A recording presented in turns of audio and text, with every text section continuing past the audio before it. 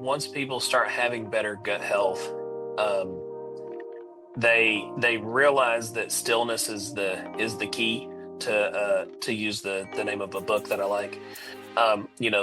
Learning to be still, learning to slow down, learning to pace yourself really makes a big difference. Oh man, if we all got up and spent 10 minutes a day doing any or all of these things, um, a vast majority of the problems that I deal with on a daily basis from a medical perspective would be gone.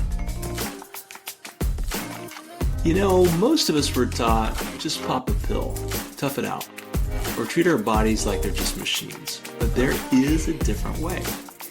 And you just heard a little something from my co-host for this season, Dr. Tyler McCurry. So hey, welcome to the How People Grow podcast season 3. I'm David Achata and I'm your host. As an author and someone who works with leaders, I've seen firsthand how disconnected we can get from our physical selves. And this is why this season is so important to me. It's all about the wisdom of the body. We're not just talking about mindset here. We're going way deeper, tapping into this ancient intelligence you've got within you.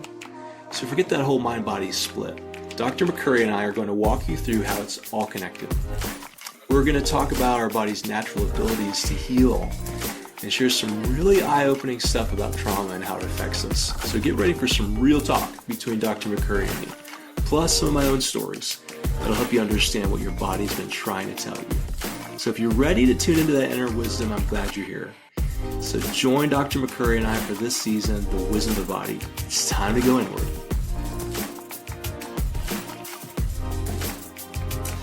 Well, hey friends, I'm so excited for this particular episode because it's all about your gut.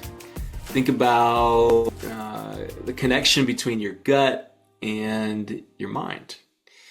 So here's the thing. A lot of us have this idea that we rationally think through everything. It's not really true. Actually, what happens is our bodies have all these chemical dynamics going on, and we're very much reacting to what our body is doing. So, Tyler, what do you think? How possible is it for us to really make rational decisions 100% of the time? Oh man, I don't know if you can ever make a 100% rational decision. hmm There's always at least some bit of emotion involved in it. hmm Yeah, what's happening in the gut that makes us feel certain convictions or gives us these ideas that we just have to make a move? Yeah. So we've talked before about the different nervous systems, the sympathetic and the parasympathetic. That's something that most people have heard of. But what a lot of people aren't aware of is the fact that the gut itself has its own nervous system. It's Hmm. called the enteric nervous system, enteric Wait with a an E. second. Interact, Enter, enteric or enteric. I, enteric. I'm I'm Southern, so I say enteric, but it's enteric. You're telling me the gut has its own nervous system? The gut has its own nervous system that's it's helping to control the gut and how it functions. And so whenever people talk about a gut instinct, a lot of times that's what's happening is it's the enteric nervous system that's kind of taking control. Okay, so what can we do to help our gut health and our enteric nervous system function at its best? Yeah, so it's the same things as anything else, but specifically with the gut, what fuel you give it is gonna make a huge difference. So one, our cells, well, I'll say it this way, our bodies are like 65% water. And so our gut in the colon is a large area where water is reabsorbed.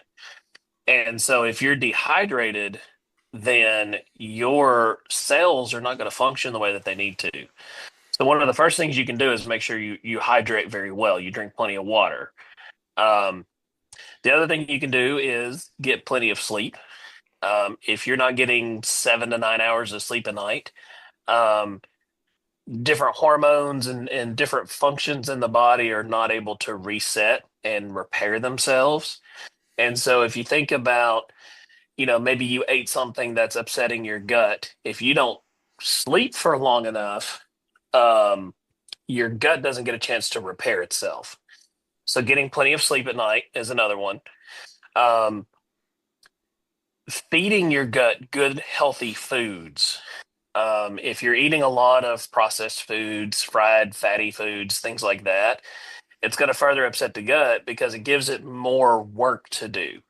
Um, if you feed it healthy things like vegetables and fruits and lean meats and healthy fats, things like that, it can function more readily. Hmm.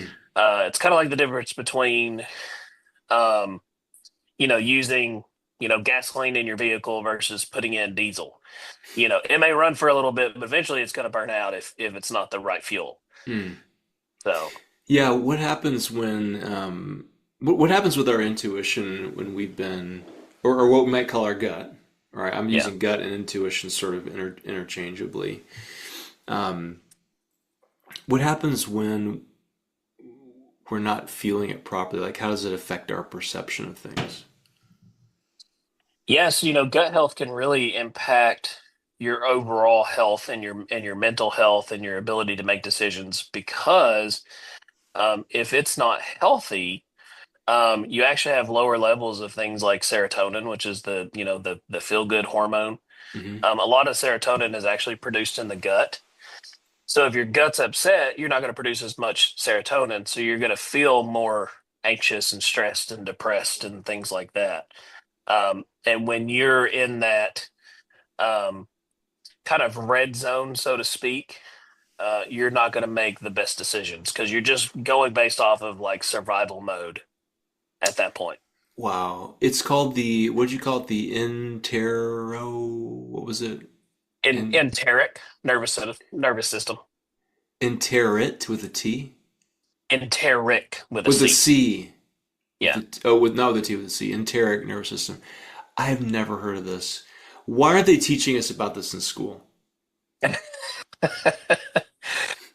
You know, schools are interesting because they teach us a whole lot of stuff that we end up not using in the real world. And then the real world stuff that we really need to know, they don't teach us any of it. So, We've got to go to podcasts and YouTube to get that. yeah. What about what about for you? I mean, when was there a time when your gut was sending you these signals? I've got to do something. I've got to make this move. Like what's the story that comes up for you? Yeah. So, probably one that I actually listened to my gut and it was the best decision I ever made in my life.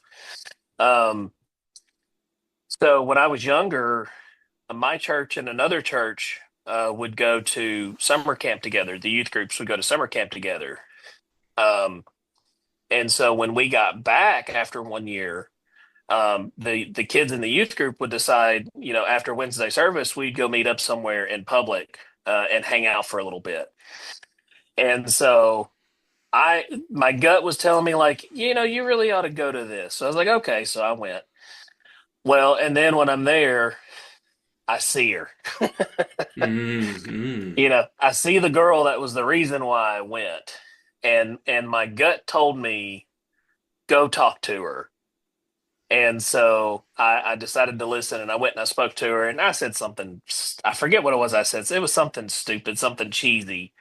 But I got a smile out of her and I was like, all right, I got this. I'm in. And so she's been putting up with me ever since. How many years has that been?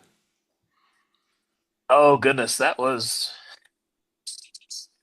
2004. Uh-huh. Yeah, 2004. So it's 21 years now. Wow. Oh man. So you're young, you got this conviction, I gotta go talk to this girl. Yeah. So you've probably never done this, but just for fun today, let's back up and let's think from a medical perspective. What was Mhm. happening in your gut that sent you the signal that you needed to do this?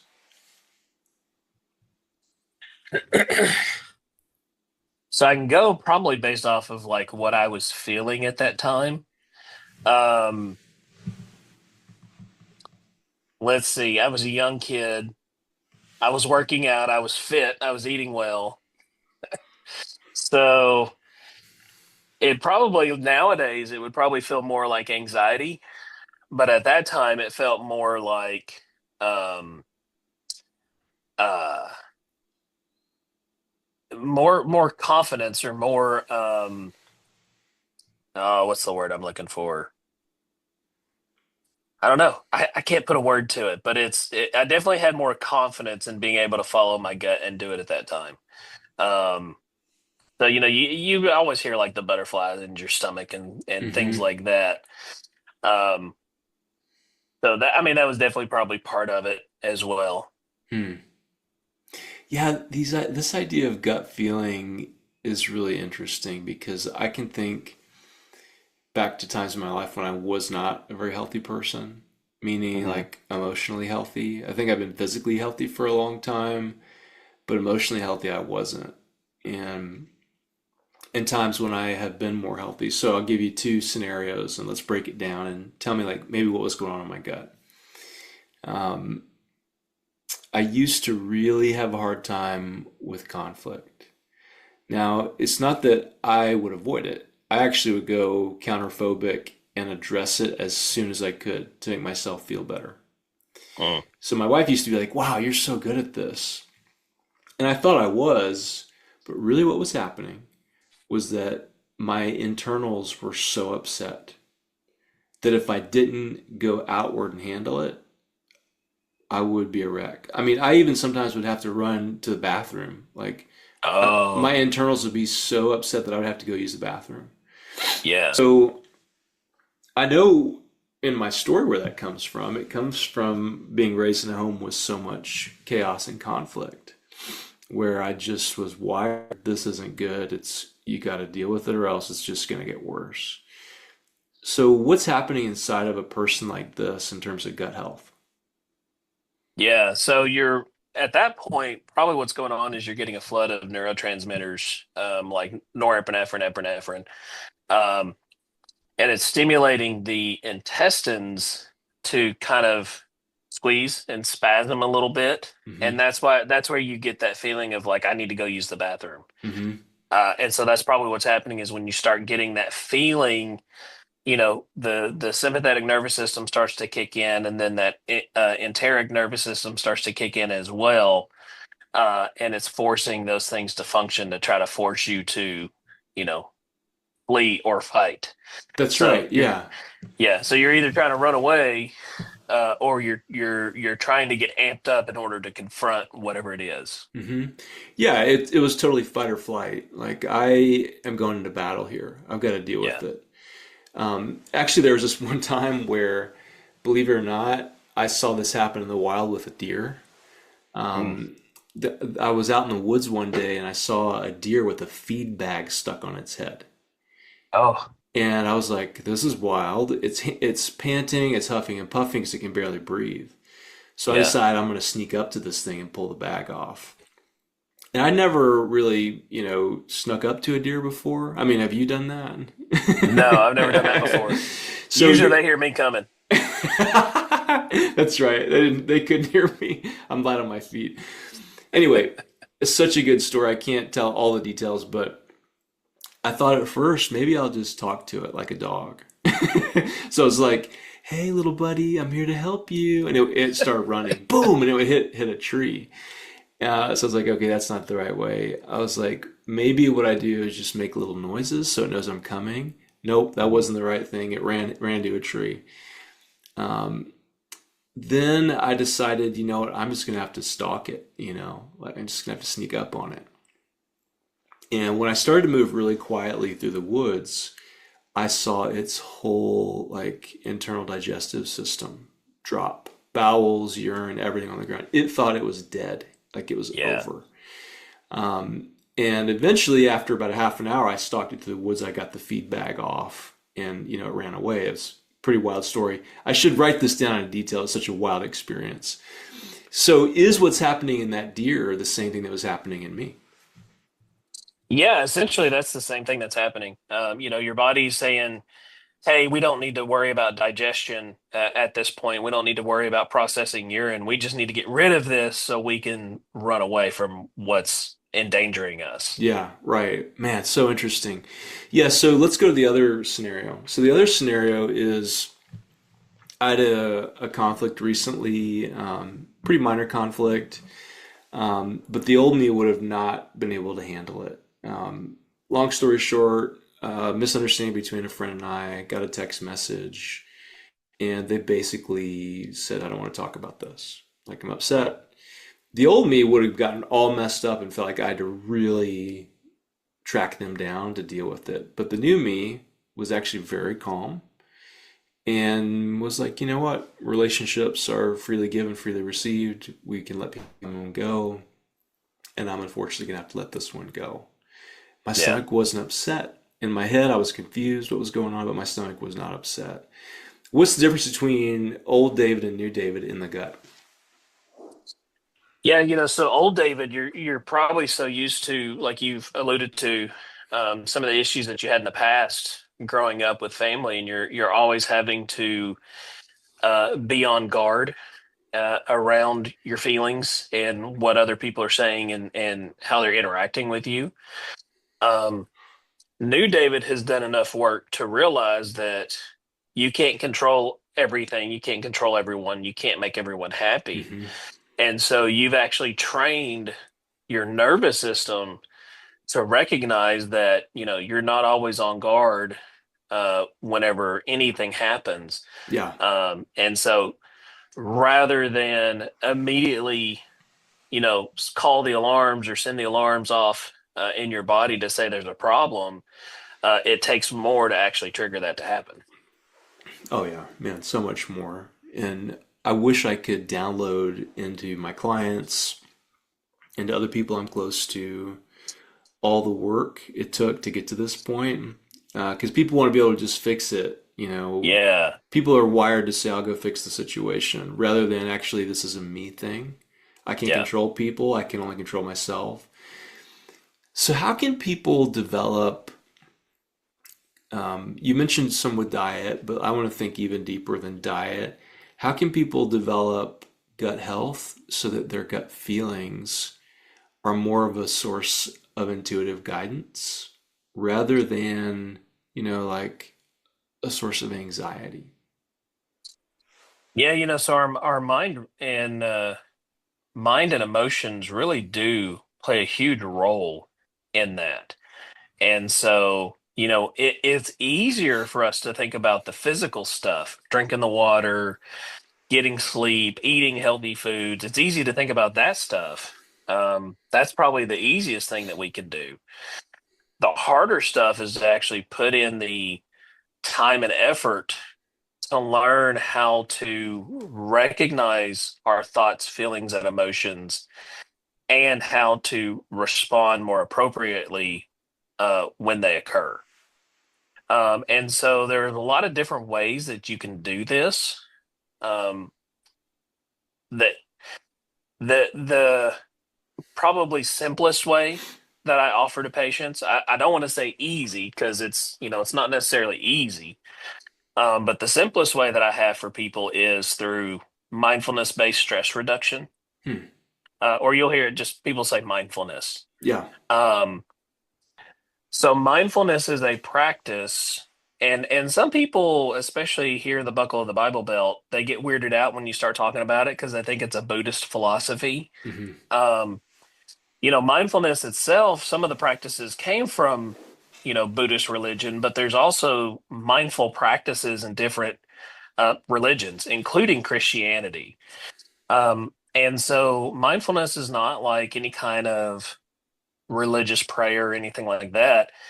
It's just being present and aware of your thoughts, feelings, and emotions on purpose and learning to be okay with them. And so a very simple exercise is, we did the breathing exercise before where you're just sitting and you're focusing on just your breathing. And anytime you have one of those thoughts come into your head or one of those emotions, you just let it drift on as you're just paying attention to your breathing. Another one that I actually really like to do is it's kind of more of a thought exercise where I picture myself sitting on the bank of a creek, and I'm in the woods, and there are leaves falling, and the leaves are falling into the creek, and the creek is flowing. And as I sit and I watch the creek flow, as the leaves fall, those things that I'm worried about, those thoughts that I'm having, those emotions that I'm having, I'm seeing them on that leaf. Sometimes it's like a picture, sometimes it's just the word stress or anxiety, but I'm watching that leaf slowly drift by and drift away. And so that's kind of like me letting it go and letting it drift out of my consciousness. Mm. And so what we have found through things like functional MRI is that actually stimulates certain areas of the brain. So, one, rewire certain things or strengthen certain connections. And so, it's actually like a workout for your brain to do those activities, to do those mindfulness activities. So, you're actually building your brain stronger, which, because of the brain gut connection, the mind gut connection, you're going to strengthen how well that enteric nervous system functions as well. Let's back up to this idea of a workout for your mind gut connection. That's a brand new concept for me. Um, so you're telling us that you can carve out a few minutes every day, 5 to 10 minutes, maybe longer if you need it, in the morning, afternoon, evening, Yeah. to just allow your thoughts to drift by like a leaf down a stream. Yep. And Absolutely. that's a workout. And that's a workout for your brain. Because we're used to letting our brains just completely go in whatever direction they want to go in. Hmm. Or we're constantly reacting to situations and stressors. But by challenging your brain to actually let those go, or to say, you know what, hey, I recognize that they're there, but we're not gonna think about that. We're not gonna approach that right now. We're not gonna take care of that. It actually does strengthen those connections in your brain to deal with those things better. Wow. And Uh, yeah, like you said, 5 minutes a day is really all that it takes. The research is very clear. Even just 5 minutes a day is enough to make a massive difference in how well you feel. this is so neat. It makes me think of, I may have mentioned this already in one of our episodes about, I read a book by Eckhart Tolle called The Power of Now. Yeah. Did you read that? I've not read it, but I've seen a lot of reviews of it. It's on my list of things that I need to read, Yeah, because it gets quoted so often, and it's a yeah, lot of the same principles that we're talking about. yeah. The power of now. It's living Uh-huh. in the moment, learning to live now. Yeah, yeah. He refers to us Westerners as having, I don't, this is an exact quote, but it's something like the thinking disease. Yeah, Where we just let our minds go crazy, especially now that we have access to our smartphone nonstop. I'll research this. I wonder what this person's doing. yeah, I need to send this message. And so our brains, which is only one of our many organs, are given free reign to yep, just allow us to do whatever we want. And so, if I understand you correctly, you're saying 5 to 10 minutes a day can help you heal from the thinking disease. yes, yeah, absolutely. And another way that I've heard it put, I like thinking disease, but another way I've heard it put is the monkey mind. Right. You think of a monkey swinging from branch to branch to branch to branch. That's what our minds will do. Like if we let it and we let it run free, it'll just keep going from one thought to another to another to another. Mm. That's probably why scrolling through social media is so popular, is we can kind of zone out and just let our brains just kind of scroll through everybody's different, posts or whatever and not really think about a whole lot. Um, but what we don't realize is that's actually putting a lot of stress on us because our brains are working overtime to keep up with everything. Yeah, speaking of brain, shifting for a moment away from gut health, I read years ago in a book called If I Live to Be 100. It was by a former NPR anchor, I think. And I learned about the concept of limbic resonance. Hmm. And she told the story about meeting all these people who are over 100. And really great book. I probably read it 4 times. And there was this one older gentleman. I remember his name, R.L. Stamper. And he was a traveling evangelist when he was younger, and he was older now, and he wasn't as mobile as he used to be. And the woman interviewing him was an atheist, and she felt like when she was talking to him that she had this feeling of falling. So she went and she talked to a psychologist friend of hers and said, "What's the deal? Like, I feel like I want to help this guy, and I don't even believe in God." And her psychologist friend said, "Oh, it's the dynamic of limbic resonance." And mammals' ability to connect through your limbic system. Could you explain a Hmm. little bit to us about what limbic resonance is and how it works? Yeah, so your limbic system is what's going to help control like emotions, memory, and arousal. Um, and so I probably can't speak fully to limbic resonance, but what I would imagine it probably is when you are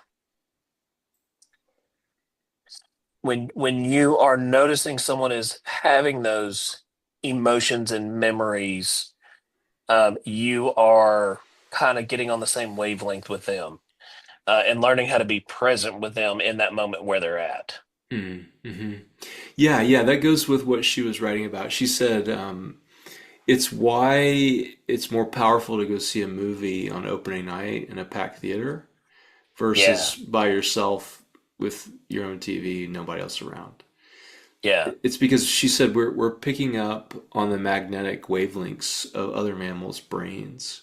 So, you know, if you take a egg away from a snake, or yeah. the baby lizard from the mama lizard, or however all that works.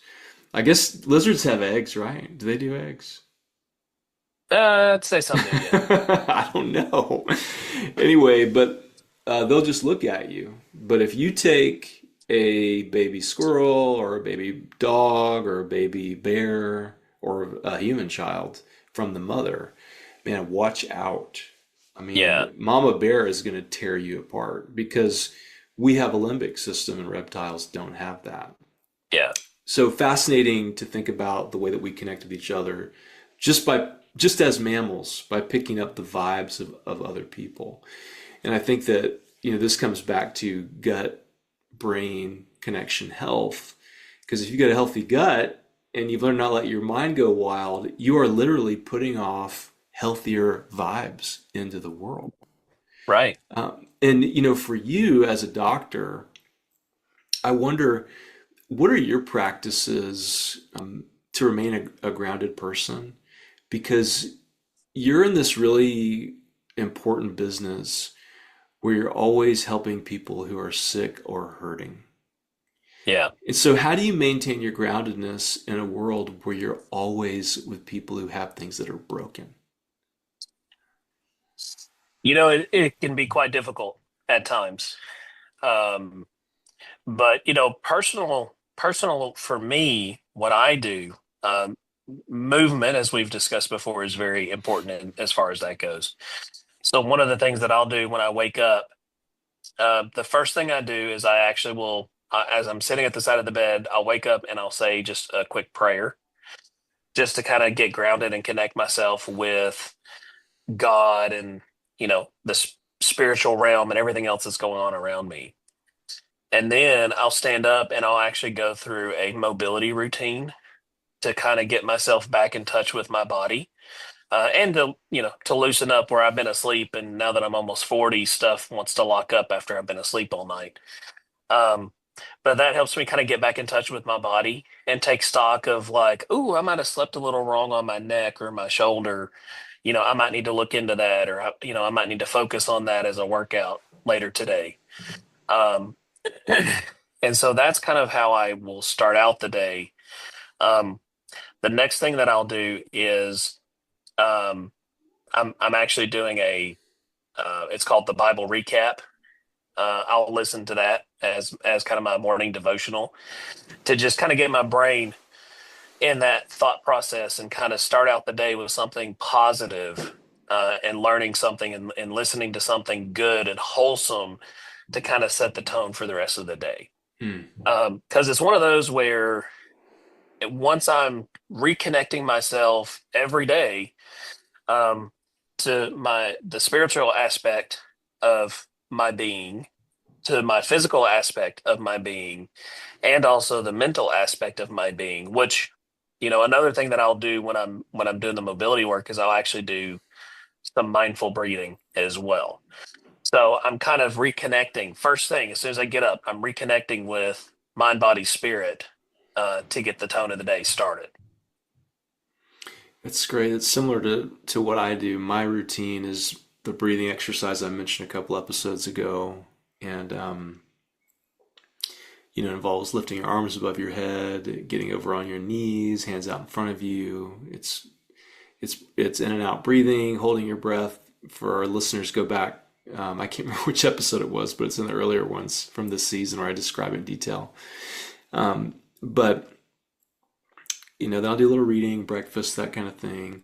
Don't make fun of me, man, but I used to start my work day at like 6 a.m. sometimes. Yeah. These days I try not to start my work day until 10.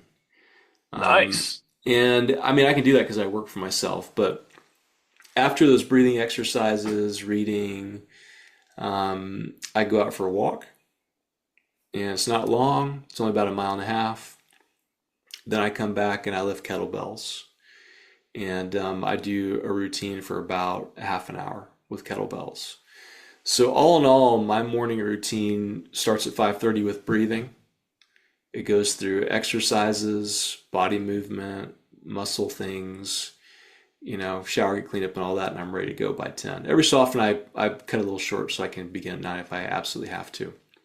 And of Yeah. course, it doesn't work that way when I'm traveling, but when I'm in town, that's how it works for me.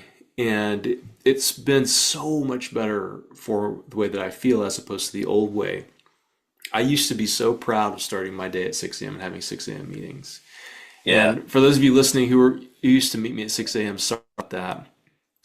I was just doing my best. But the thing is as I've gotten healthier, emotional health, psychological health, gut health, I just don't want to do it anymore. And do you find that as people get better gut health, that it just changes the way that they're wired with the pace they want to live? Oh yeah, absolutely. I think once people start having better gut health, um, they realize that stillness is the key, to use the name of a book that I like. Learning to be still, learning to slow down, learning to pace yourself really makes a big difference. Hmm.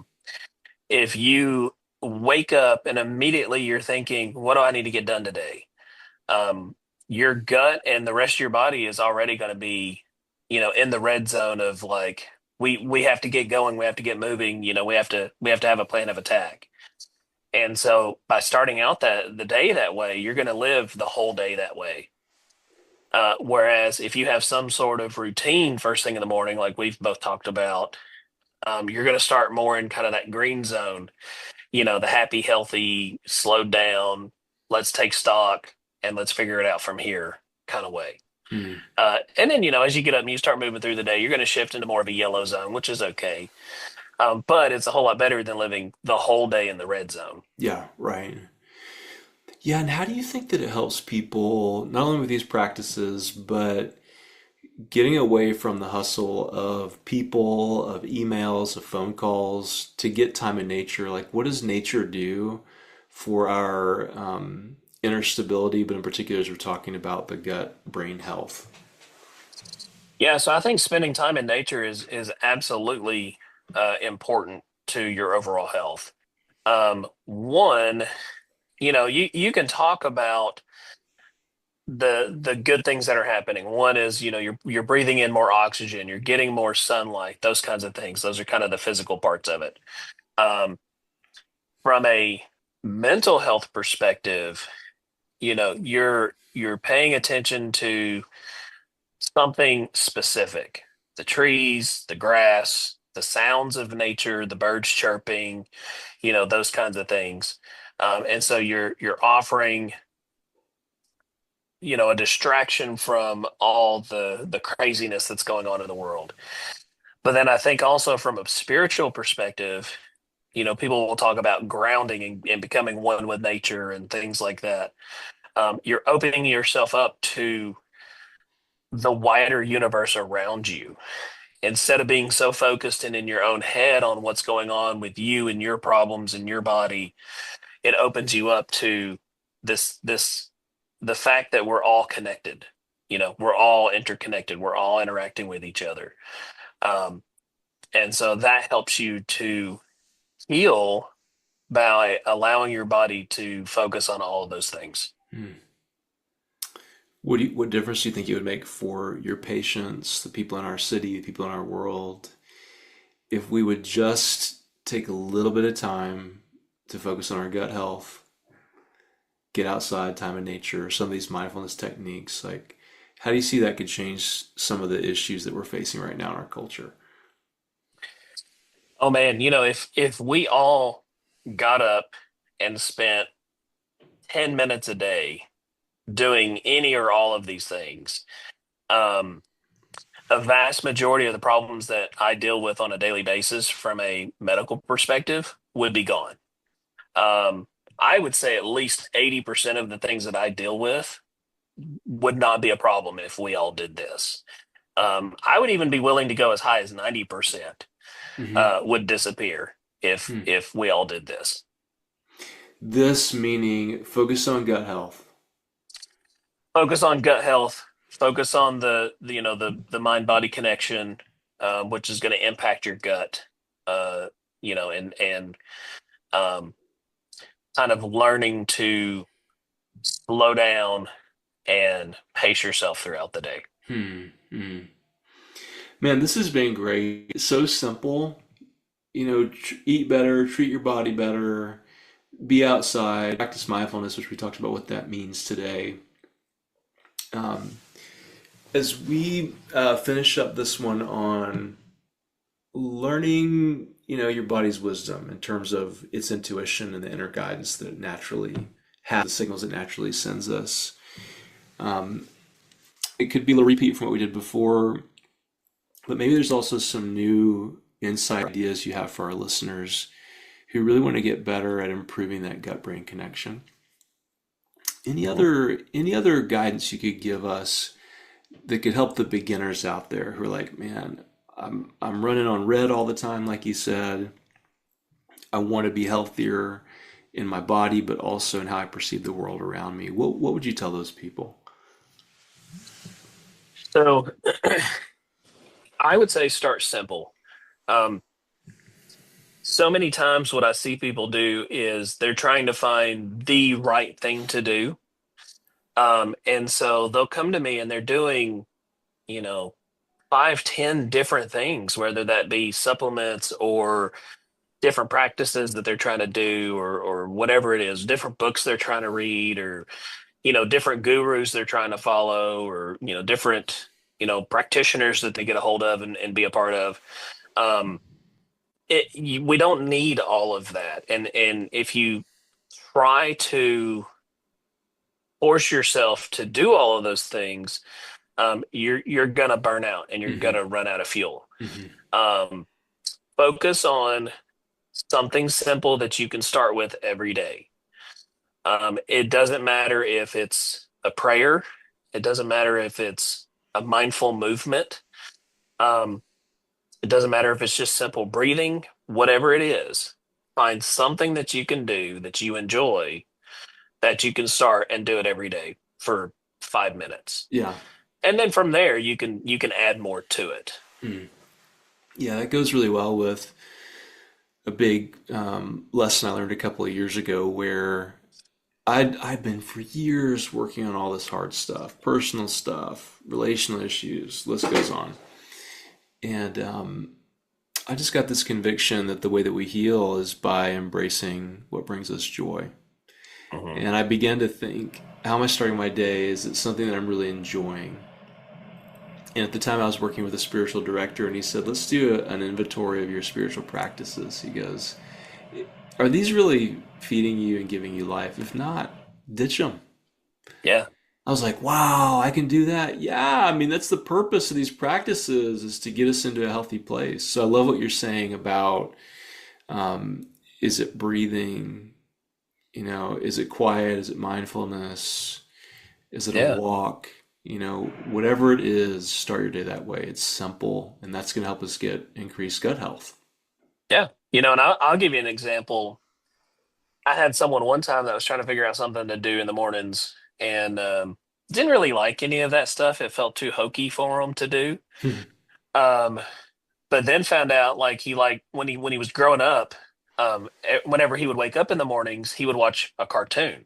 And it was, or he would watch cartoons, but there was a specific one that he always enjoyed because it, for whatever reason, it made him feel safe. It made him feel uh, connected. He uh, really liked it. And so just started having him like wake up and while he's drinking his coffee, he was watching the cartoon. Because, nowadays we have access to all these things. right. And that made a big difference because then that gave him that sense of safety and security and connection and familiarity that he was looking for. And from there, he was able to branch out and do more things. So, I I mean, it love it. really, sky's the limit. Whatever it is that you enjoy, go for it. If that's a, Saturday morning cartoon, by all means, absolutely do it. I love it. So beautiful. Well, thank you, Tyler. This has been a great conversation. And for our listeners, we have our season finale coming up for our next episode.